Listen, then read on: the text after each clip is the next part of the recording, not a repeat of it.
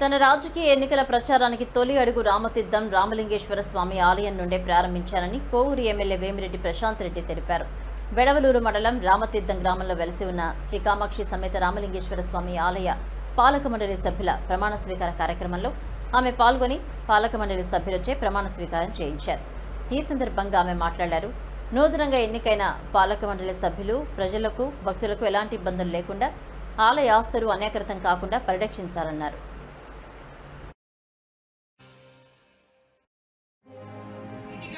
ఈ దేవస్థానం అంటే చాలా ఇష్టం. ఆయన ఇక్కడ డోనర్ కూడా కాబట్టి ఇవన్నీ కూడా గుర్తుపెట్టుకొని ఎక్కడ ఎటువంటి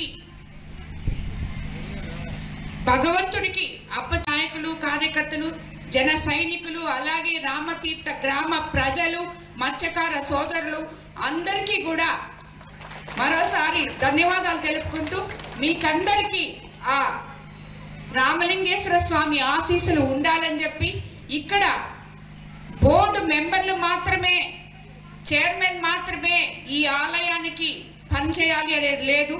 ఊర్లో ఉన్న ప్రతి ఒక్కరు కూడా ఈ దేవుడు